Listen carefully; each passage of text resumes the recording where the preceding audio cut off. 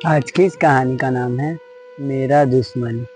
वह इस समय दूसरे कमरे में बेहोश पड़ा है। आज मैंने उसकी शराब में कोई चीज मिला दी थी कि खाली शराब वह शरबत की तरह गट गट पी जाता है और उस पर कोई खास असर नहीं होता।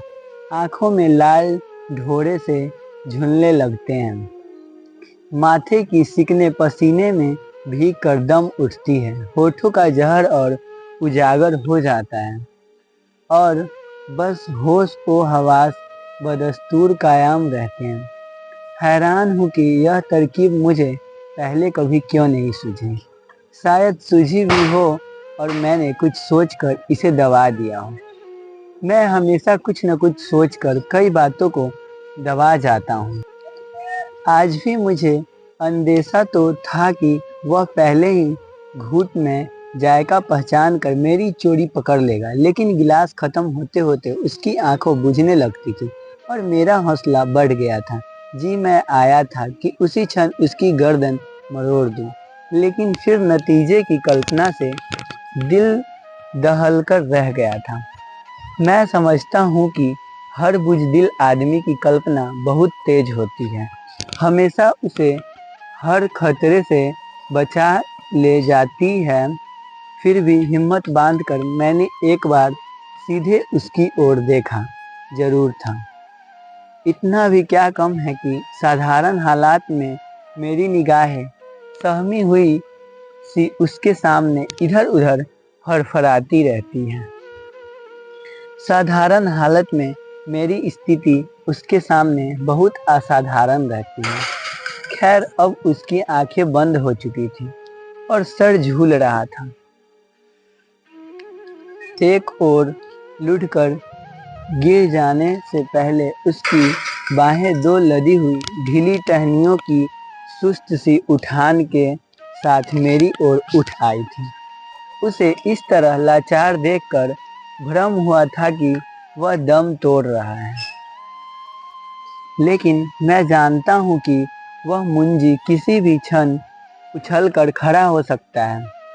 होश संभालने पर वह कुछ कहेगा नहीं। उसकी ताकत उसकी खामोशी में है।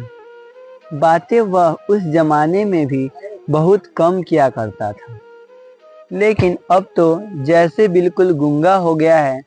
उसकी गूंगी अवहेलना की कल्पना मात्र से मुझे दहशत हो रही है। कहा न कि मैं एक बुज़दिल इंसान हूँ। वैसे मैं न जाने कैसे समझ बैठा था कि इतने अरसे की अलहदगी के बाद अब मैं उसके आतंक से पूरी तरह आज़ाद हो चुका हूँ। इसी खुदाफहमी में शायद उस रोज उसे मैं अपने हाथ ले आया था। शायद मन में कहीं उस पर रोब गांठने, उसे नीचा दिखाने की दुराशा भी रही है। हो सकता है कि मैंने सोचा हो कि वह मेरी जीती जागती खूबसूरत बीवी, चहकते मटकते तंदुरुस्त बच्चों और आरास्ता पैरास्ता आलीशान कोठी को देखकर खुद ही मैदान छोड़कर भाग जाएगा और हमेशा के लिए मुझे उससे निजात मिल जाएगी। शायद मैं उस पर यह साबित कर दिखाना चाहता था कि उसकी पीछा छुड़ा लेने के बाद किस खुशगवार हद तक मैंने अपनी ज़िंदगी को संभाल संवार लिया है। लेकिन ये सब लागड़े बहाने हैं। हकीकत शायद यह है कि उस रोज़ मैं अपने हाथ से नहीं लाया था, बल्कि वह खुद ही मेरे साथ चला आया था। जैसे मैं उसे नहीं, बल्कि वह मुझे नीचा दिखाना चाहता हूँ। जाहिर है कि उस समय यह बात मेरी समझ में नहीं आई होगी। मौके पर ठीक बात है, मैं कभी नहीं सोच पाता। यही तो मुसीबत है। वैसे मुसीबतों और भी बहुत है, लेकिन उन सबका जिक्र यहाँ बेकार है। खैर, माला के सामने उस रोज मैंने इसी फिल्म की कोई लगड़ी सफाई पेश करने की कोशिश की थी और उस पर कोई असर नहीं हुआ था। वह उसे देखते ही बिफर उठी थी। सबसे पहले अपनी बेवकूफ़ी और सारी स्थितियाँ का एहसास शायद मुझे उसी क्षण हुआ था। उसे उस कम वक्त से वह घर से दूर उस सड़क के किनारे किसी न किसी तरह निपट लेना चाहिए था। अगर अपनी उस सहमी हुई खामोशी को तोड़कर मैंने अपनी तमाम मजबूरियाँ उसके सामने रख दी होती, माला का एक खाका सा खींच दिया होता, साफ साफ उससे कह दिया होता, देखो गुरु, मुझ पर दया करो और मेरा पीछा छोड़ दो, तो शायद वही हम किसी समझौते पर पहुंच जाते, और नहीं तो वह मुझे कुछ मोहलत तो दे ही देता। छूटते ही दो मोर्चों को एक साथ संभालने की दिक्कत तो पेश न आती। कुछ भी हो, मुझे उसे अपने घर ही नहीं लाना चाहिए था, लेकिन अब यह सारी समझदारी बेकार थी। माला और वह एक दूसरे को यूं घूर रहे थे जैसे दो पुराने और जानी दुश्मन हों। एक क्षण के लिए मैं यह सोचकर आश्वस्त हुआ था कि माला सारी स्थिति खुद संभाल लेगी, और फिर दूसरे ही क्षण मैं माला की लानत मलामत की कल्पना कर सहम गया था। बात को मजाक में घोल देने की कोशिश में मैंने एक खास गिलगिले लहजे में, जो मेरे पास ऐसे नाजुक मौके के लिए सुरक्षित रहता है, कहा था, डार्लिंग जरा रास्ता तो छोड़ो कि हम बहुत लंबी सैर से लौटे हैं, जरा बैठ जाए तो सजा जी आ दे देना। वह रास्ता से तो हट गई थी, लेकिन उसके तनाव में कोई कमी नहीं हुई थी, और ना उसे उसने मुझे बैठने दिया था।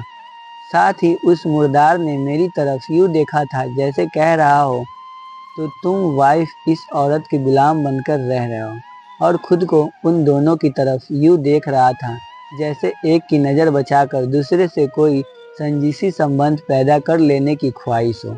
फिर माला ने मौका पाते ही मुझे अलग से जाकर डांटना झपटना शुरू कर दिया था।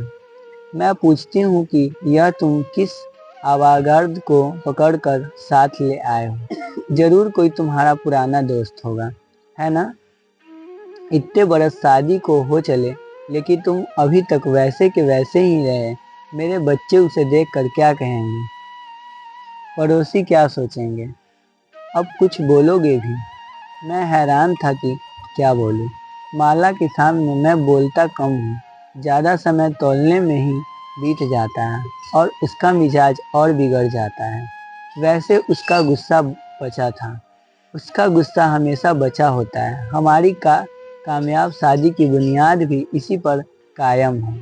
उसकी हर बात हमेशा सही होती है, और मैं अपनी हर गलती को चुपचाप और फौरन कबूल कर लेता हूँ। ऊपर से वह कुछ भी क्यों न कह दे, उसे मेरी फर्माबरदारी पर पूरा भरोसा है। बीच बीच में महज मुझे खुश कर देने के ख्याल से वह इस किस्म की शिकायतें जरूर कर दिया करती है। तुम्हें न जाने हर मामूली से मामूली बात पर मेरे खिलाफ डट जाने में क्या मजा आता है। मानती हूँ कि तुम मुझसे कहीं ज़्यादा समझदार हो, लेकिन कभी कभी मेरी बात को ध्यान रखने के लिए ही सही है, वगैरह वगैरह। मुझे उसके ये झूठ इलाहने बहुत पसंद हैं। गौ मैं उनसे ज़्यादा खुश नहीं हो पाता, फिर भी वह समझती है कि इनसे मेरा भ्रम बना रहता है, और मैं जानता हूँ कि बागडोर उसी के हाथ में रहती है, और यह ठीक ही है। तो माला दांत पीस कर कह रही थी, अब कुछ बोलोगे भी? मेरे बच्चे पार्क से लौटकर इस मनहूम आदमी को बैठाकर मैं बैठा देखेंगे तो क्या कहेंगे? उन पर क्या असर होगा? उफ, कितना गंदा आदमी, सारा घर महक रहा है। बताओ ना, मैं अपने बच्चों से क्या कहूँगी? अब जाहिर है कि माला को कुछ भी नहीं बता सकता था, सो मैं सर झुकाए खड़ा रहा, और वह मुंह उठाकर बहुत देर तक बरसती रही। वैसे यहाँ तक साफ कर दूं कि वे बच्चे माला अपने हाथ से नहीं लाई थी, वे मेरे भी उतने ही हैं जितने कि उसके, लेकिन ऐसे मौके पर वह हमेशा मेरे बच्चे कहकर मुझसे उन्हें यूं अलग कर लिया करती है, जैसे कोई कीचड़ से लाल निकाल कर रहा हो। कभी कभी मुझे इस बात पर बहुत दुख भी होता है, लेकिन फिर ठंडे दिल से सोचने पर महसूस होता है कि शारीरिक सच्चाई कुछ भी हो, रूहानी तौर पर हमारे सभी बच्चे माला के ही हैं। उनके रंग ढंग में मेरा हिस्सा बहुत कम है, और यह ठीक ही है, क्योंकि अगर वे मुझ पर जाते तो उन्हें भी मेरी तरह सीधा होने में न जाने कितनी देर लग जाती। मैं खुश हूँ कि उनका कानूनी और शायद जिस्मानी बाप हूँ। उनके लिए पैसा कमाता हूँ, और दिलो जान से उसकी माँ की सेवा में दिन रात जुटा रहता हूँ। खैर, कुछ देर यूं ही सर सर नीचे किए खड़े रहने के बाद आखिर मैंने निहायत अजीजाना आवाज में कहना शुरू किया था, अरे भाई, मैं तो उस कम वक्त को ठीक तरह से पहचानता भी नहीं, उससे दोस्ती का तो सवाल ही पैदा नहीं होता। अब अगर रास्ते में कोई आदमी मिल जाए तो ना जाने मेरे मेरे फिक्रे का अंत क्यों कर होता है, शायद होता भी कि नहीं, लेकिन माला ने बीच में ही पांव पटक कर कह दिया, झूठ, सरासर झूठ, यह कहकर वह अंदर चली गई। और मैं कुछ देर तक और वही सर नीचे किए खड़ा रहने के बाद वापस उस कमरे में लौट आया, जहाँ बैठा वह बीड़ी पी रहा था और मुस्कुरा रहा था, जैसे सब जानता हो कि मैं किसी मरहले से गुजर कर आ रहा हूँ। अब हुआ दरअसल यह था कि उस शाम माला से कुछ दूर अकेला घूम जाने की इजाज़त मांगकर मैं यूं ही बिना मतलब घर से बाहर निकल गया था। आमतौर पर वह ऐसी इजाज़तें आसानी से नहीं देती थी और न जाने मैं मांगने की हिम्मत कर पाता हूँ। बिना मतलब घूमना उसे बहुत बुरा लगता है। कहीं भी जाना हो, किसी से भी मिलना हो, कुछ भी करना या ना करना हो, मतलब का साफ और सही फैसला वह पहले से ही कर लेती है। ठीक ही करती है, मैं उसकी समझदारी की दाद देता हूँ। वैसे घर से दूर अकेला मैं किसी मतलब से भी नहीं आ पाता। माला की सोबत की कुछ ऐसी आदत सी पड़ गई है कि उसके बगैर सब सुना सुना लगता है। जब वो साथ रहती है तो किसी किस्म का कोई उल जलूल विचार मन में उठ ही नहीं पाता है। हर चीज ठोस और बा मतलब दिखाई देता है। अंदर की हालात ऐसी रहती है जैसे माला के हाथों सजाया हुआ कोई कमरा हो, जिसमें हर चीज करीने से पड़ी हो, बेकायदगिरी की कोई गुंजाइश ना हो। और जब वह साथ नहीं होती तो वही होता है जो उस शाम हुआ था, या फिर उसी किस्म का कोई हादसा, क्योंकि उससे पहले वैसी बात कभी नहीं हुई थी। तो उस शाम ना जाने किस धुन में मैं बहुत दूर निकल गया था। आमतौर पर घर से दूर होने पर भी मैं घर के बारे में सोचता रहता हूँ, इसलिए नहीं कि घर में किसी किस्म की कोई परेशानी है। गाड़ी न सिर्फ चल रही है बल्कि खूब चल रही है। बागडोर जब माला जैसी औरत के हाथ हो तो चलेगी, नहीं तो और करेगी भी क्या। नहीं, घर में कोई परेशानी नहीं। अच्छी तनख्वाह, अच्छी बीवी, अच्छे अच्छे बच्चे, रसूल दोस्त, उनकी बीवियाँ भी खूब हट्टी कट्टी और अच्छा सरकारी मकान, अच्छा खुशनुमा लॉन, पास पड़ोस भी अच्छा, महंगाई के बावजूद दोनों वक्त अच्छा खाना, अच्छा बिस्तर और अच्छी बिस्तरी जिंदगी में पूछता हूँ। इस सब के अलावा और चाहिए भी क्या एक अच्छे इंसान को। फिर भी अकेले होने पर घरेलू मामले को बार बार उलट पलट कर देखने से वैसे ही इत्मीनान मिलता है जैसे किसी भी सेहतमंद आदमी को बार बार आईने में उसकी सूरत देख कर मिलता होगा। मेरा मतलब है कि वक्त अच्छी तरह से कट जाता है, ऊब नहीं होती है। यह भी माला के सुप्रभाव का फल है।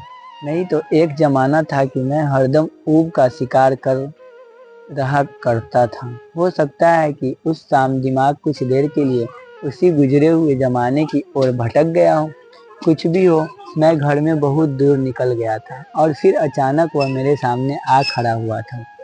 महसूस हुआ था कि जैसे मुझे अकेला देखकर घाट में बैठे हुए किसी खतरनाक अजनबी ने ही रास्ता रोक लेना चाहा हो। मैं ठिठक कर रुक गया था। उसकी सूखी हुई आंखों से फिसलकर मेरी निगाहें उसकी मुस्कुराहट पर जा टिकी थी, जहां अब मुझे उसके साथ बिताए हुए सारे दर्द आसूल जमाने की एक टिमटिमाती हुई सी झलक दिखाई दे रही थी। महसूस हो रहा था कि बरसों तक रुपोश रहने के बाद फिर मुझे पकड़कर किसी के सामने पेश कर दिया गया है। मेरा सिर इसी पेशी के ख्याल से दबकर झुक गया था। कुछ या शायद कितनी ही देर हम सड़क पर इस नंगे और आवारे अंधेरे में एक दूसरे के रूबरू खड़े रहे थे। अगर कोई तीसरा उस समय देख रहा होता तो शायद समझता कि हम किसी लाश के सिरहाने खड़े कोई प्रार्थना कर रहे, या एक दूसरे के झटपट पड़ने से पहले किसी मंत्र का जाप। वैसे यह सच है कि उसे पहचानना ही मैंने माला को याद करना शुरू कर दिया था, कि हर संकट में मैं हमेशा उसी का नाम लेता हूँ। साथ ही यहाँ से दुम दमाकर भाग उठने की ख्वाहिश भी मन में उठती रही थी। उस उठती हुई सी तमन्ना यह भी हुई थी कि वापस घर लौटने के बजाय चुपचाप उस कम वक्त के साथ ही लूँ, जहाँ वह ले जाना चाहे चला जाओ और माला को खबर तक ना हो। इस विचार पर तब भी मैं बहुत चौंका था और अभी तक हैरान हूँ, क्योंकि आखिर उसी से पीछा छुड़ाने के लिए ही तो मैंने माला की गोद में पनाह ली थी। अगर आज से कुछ बरस पहले मैंने उसके खिलाफ बगावत ना की होती, लेकिन उस भगवाने के बगावत का नाम देकर मैं अपने आप को धोखा दे रहा हूँ, मैंने सोचा था, और मेरे मुंह शर्म के मारे जल उठा था। उस हरामजादे ने जरूर मेरी सारी परेशानी को भांप लिया होगा। उससे मेरा कोई कमजोरी छिपी नहीं होगी, और उससे भगाकर माला की गोद में पनाह लेने की एक बड़ी वजह यही थी।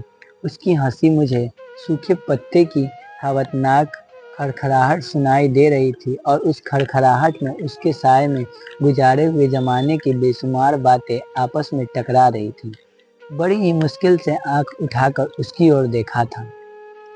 उसका हाथ मेरी तरफ बढ़ा हुआ था। मैं बीधकर 2 कदम पीछे हट गया था, और उसकी हंसी और ऊंची हो गई थी। कसे हुए दांतों से मैंने उसकी आंखें का सामना किया था, अपना हाथ उसके खुरदरे हाथ में देते हुए, और उसकी सांसें की बदबूदार हरारत अपने चेहरे पर झेलते हुए मैंने महसूस किया था कि जैसे इसकी मुद्दत आज़ाद कर लेना बाद फिर अपने आप को उसके हवाले कर दिया। अजीब बात है, इस एहसास से जितनी तकलीफ मुझे होनी चाहिए थी उतनी हुई नहीं थी। शायद हर भरोड़ा मुजरिम दिल से यही चाहता है कि उसे कोई पकड़ ले। घर पहुंचने तक कोई बात नहीं हुई थी। अपनी अपनी खामोशी में लिपटे हुए हम धीमे धीमे चल रहे थे, कैसे कंधों पर कोई लाश उठाए हुए हो। जब माला की डांट झपट सुन लेने के बाद मुंह बनाए मैं वापस बैठ कर लौटा, तो वह बज्जात मजे में बैठा बीड़ी पी रहा था। एक क्षण के लिए भ्रम हुआ, जैसे वह कमरा उसी का हो। फिर कुछ संभल कर उससे नजर मिलाए बगैर मैंने कमरे की सारी खिड़कियां खोल दी, पंखे को और तेज कर दिया, एक झुलझुलाई हुई ठोकर से उसके जूते को सोफे के नीचे धकेल दिया। रेडियो चलाना ही चाहता था कि उसकी फटी हुई हंसी सुनाई दी, और मैं बेबस हो उससे दूर हटकर चुपचाप बैठ गया। जी मैं आया कि हाथ बांधकर उसके सामने खड़ा हो जाऊं, सारी हकीकत सुनाकर कह दूं, देखो दोस्त, अब मेरे हाल पर रहम करो और माला के आने से पहले चुपचाप यहाँ से चले जाओ, वरना नतीजा बुरा होगा। लेकिन मैंने कुछ कहा नहीं। कहा भी होता तो सिवाय एक और जहरीली हंसी के उसने मेरी अपील का कोई जवाब ना दिया होता। वह बहुत जालिम है, हर बात तक की पहुंचने का कायल, और भावुकता से उसे सख्त नफरत है। उसे कमरे का जायजा लेते देख मैंने दबी निगाह से उसकी ओर देखना शुरू कर दिया। टांगे समेट वह सोफे पर बैठा हुआ एक जानवर सा दिखाई दिया। उसकी हालात बहुत बहुत खस्ता दिखाई दी, लेकिन उसकी शक्ल अभी भी मुझसे कुछ कुछ मिलती थी। इस विचार से मुझे कोफ्त भी हुई और एक अजीब किस्म की खुशी भी महसूस हुई। एक जमाना था जब वही एकमात्र मेरा आदर्श हुआ करता था, जब हम दोनों घंटों घंटों एक साथ घुमा करते थे, जब हमने बार बार कई नौकरियों से एक साथ इस्तीफे दिए थे, कुछ एक के साथ साथ निकले भी गए थे, जब हम अपने आप को उस तमाम लोगों से बेहतर और ऊंचा समझते थे जो पीटी पिटाई लकीरों पर चलते हुए अपनी सारी जिंदगी एक बदनुमा और रखियाती घरौदे की तामीर में बर्बाद कर देते हैं, जिसके दिमाग हमेशा उसे खरौदे की चार दीवारी में कैद रहते हैं, जिनके दिल सिर्फ अपने बच्चों की किलकारियों पर ही झूमते हैं, जिनकी बेवकूफ़ियों बीवियों दिन रात उन्हें तिगनी का नाच नचाती है, और जिन्हें अपनी सफ़ेद पोशी के अलावा और किसी बात पर कोई गम नहीं होता है। कुछ देर मैं उस जमाने की याद में डूबा रहा। महसूस हुआ जैसे वह फिर उस दुनिया से एक पैगाम लाया हो, फिर मुझे उन्हीं रोमानी वीरानों से भटकने देने की कोशिश करना चाहता हूँ, जिनसे भागकर मैंने अपने लिए एक फूलों की सेज सवार कर ली है। उस पर माला करीब हर रात मुझसे मेरी फर्मा बरदारी का सबूत तलब किया करती है, और जहां मैं बहुत सुखी हूँ। वह मुस्कुरा रहा था जैसे उसने मेरे अंदर झांक लिया हो। उसे इस तरह आसानी से अपने ऊपर काबिज होते देख मैंने बात बदलने के लिए कहा, कितने रोज यहाँ ठहरोगे? इसकी हंसी से एक बार फिर हमारे घर की सजी सवरी फिजा दहल गई और मुझे खतरा हुआ कि माला उसी दम वहां पहुंचकर उसका मुंह नोच लेगी। लेकिन यह खतरा इस बात का गवाह है कि इतने वर्षों की दास्ता का बावजूद मैं अभी तक माला को पहचान नहीं पाया। थोड़ी ही देर में वह एक बहुत खूबसूरत साड़ी पहने मुस्कुराने इठलाती हुई हमारे सामने खड़ी हुई। हाथ जोड़कर बड़े दिलफरेर अंदाज में नमस्कार करती हुई बोली, आप बहुत थके हुए दिखाई देते हैं। मैंने गर्म पानी रखवा दिया है, आप वॉश कर लो तो कुछ पीकर ताज़ा दम हो जाए। खाना तो हम लोग देर से ही खाएंगे। मैं बहुत खुश हुआ। अब मामला माला ने अपने हाथों में ले लिया था और मैं यूं ही परेशान हो रहा था। मन ही उसका उठकर माला को चूम लूं। मैंने कनखियों से उस हरामजादे की तरफ देखा। वह वाइफ सहमा हुआ सा दिखाई दिया। मैंने सोचा अगर वह खुद ही ना भाग उठा तो मैं समझूंगा कि माला की सारी समझ, सीख और रंग रूप बेकार है। कितना लुत्फ आए अगर कम कम वक्त भी भीग खड़ा होने की बजाय माला के दबाव में फंस जाए और फिर मैं उससे पूछूं, अब बता साले। अब बात समझ में आई। मैंने आंखें बंद कर ली और उसे माला के इर्द गिर्द नाचते हुए, उस पर फिदा होते हुए, उसके साथ लेटे हुए देखा। एक अजीब राहत का एहसास हुआ। आंखें खोली तो वह गुस्सल खाने में जा चुका और माला झुकी हुई सोफे को ठीक कर रही थी। मैंने उसकी आंखों में आंखें डालकर मुस्कुराने की कोशिश की, लेकिन फिर उसकी तनी हुई सूरत से घबरा कर नजरें झुका ली। जाहिर था कि उसने अभी मुझे माफ नहीं किया था।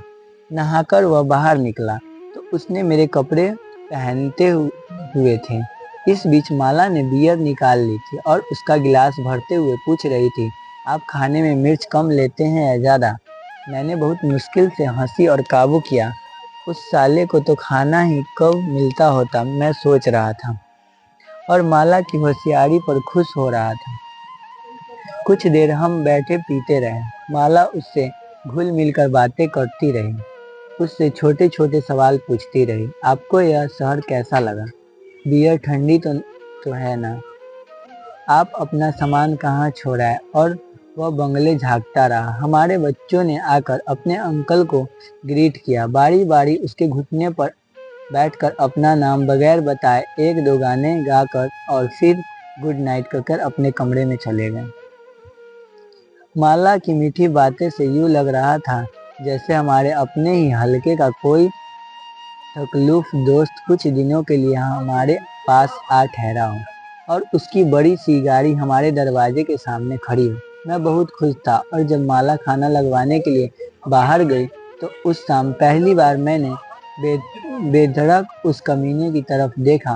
वह 3-4 गिलास बियर के पी चुका था और उसके चेहरे की जर्दी कुछ कम हो चुकी थी, लेकिन उसकी मुस्कुराहट में माला का बाहर जाते ही फिर वही जहर और चैलेंज आ गया था और मुझे एहसास हुआ जैसे वह कह रहा हो, बीवी तुम्हारी मुझे पसंद है, लेकिन बेटे उसे खबरदार कर दो, मैं इतना पिलपिला नहीं जितना वह समझती है। एक क्षण के लिए फिर मेरा जोश कुछ ढीला पड़ गया। लगा जैसे बात इतनी आसानी से सुलझन वाली नहीं है। याद आया कि खूबसूरत और शौक औरतें उस जमाने में भी उसे पसंद थी, लेकिन उसका जादू ज़्यादा देर तक नहीं चलता था। फिर भी मैंने सोचा बात अब मेरे हाथ से निकल गई है और कोई सिवाय इंतजाम के मैं और कुछ नहीं कर सकता था। खाना उस रोज बहुत उम्दा बना था और खाने के बाद माला खुद उसे उसके कमरे तक छोड़ने गई थी, लेकिन उस रात मेरे साथ माला ने कोई बात नहीं की। मैंने कई मजाक किए, कहा नहा धोकर वह काफ़ी अच्छा लग रहा था, क्यों बहुत छेड़छाड़ की, कोई कोशिश की सुलहनामा हो जाए, लेकिन उसने मुझे अपने पास फटकने नहीं दिया। नींद उस रात मुझे नहीं आई, फिर भी अंदर से मुझे इत्मीनान की किसी न किसी तरह माला दूसरे रोज उसे भगा सकने में जरूर कामयाब हो गई। लेकिन मेरा अंदाज़ा गलत निकला। माना कि माला बहुत चालाक है, बहुत समझदार है, बहुत मनोमोहिनी है, लेकिन उस हरामजादे की ठिठाई का भी कोई मुकाबला नहीं। 3 दिन तक माला उसकी खातिर तवाज़ो करती रही। मेरे कपड़े में वह बिल्कुल मुझ जैसा हो गया था और नज़र यूँ आता था जैसे माला के दो पति हैं। मैं तो सुबह सवेरे गाड़ी लेकर दफ्तर को निकल जाता था। पीछे उन दोनों में न जाने क्या-क्या बातें होती थी, लेकिन जब किसी उसे मौका मिलता तो वह मुझे अंदर ले जाकर डाँटने लगती। अब यह मुर्दार ऐसे यहाँ से निकलेगा भी कि नहीं? जब तक यह घर में है हम किसी को बुला सकते हैं, ना किसी के यहाँ जा सकते हैं। मेरे बच्चे कहते हैं कि इसे बात करना का भी तमीज़ नहीं है। आखिर यह चाहता क्या है? मैं उसे क्या बताया कि वह चाहता? कभी कहता थोड़ा सब्र करो और करो, जाने की सोच रहा होगा। कभी कहता क्या बताऊँ, मैं तो खुद शर्मिंदा हूँ। कभी कहता तुमने खुद ही तो सिर पर चढ़ा लिया है। अगर तुम्हारा बर्ताव रूखा होता तो माला ने अपना बर्ताव तो नहीं बदला, लेकिन चौथे रोज अपने बच्चे सहित घर छोड़कर अपने भाई के यहाँ चली गई। मैंने बहुत तेरा रोका, लेकिन वह नहीं मानी। उस रोज वह कमबख्त बहुत हंसा था, जोर जोर से बार बार। आज माला को गए 5 रोज हो गए। मैंने दफ्तर जाना छोड़ दिया। फिर अपने असली रंग में आ गया है। मेरे कपड़े उतार कर उसने फिर अपना वह मैला कुर्ता पैजामा पहन लिया है। कहता कुछ नहीं, लेकिन मैं जानता हूँ कि क्या चाहता है। वह मौका फिर हाथ नहीं आएगा। वह चली गई है। बेहतर यही है कि उसके लौटने से पहले तुम भी यहाँ से भाग चलो। उसकी चिंता मत करो, वह अपना इंतजाम खुद कर लेगी।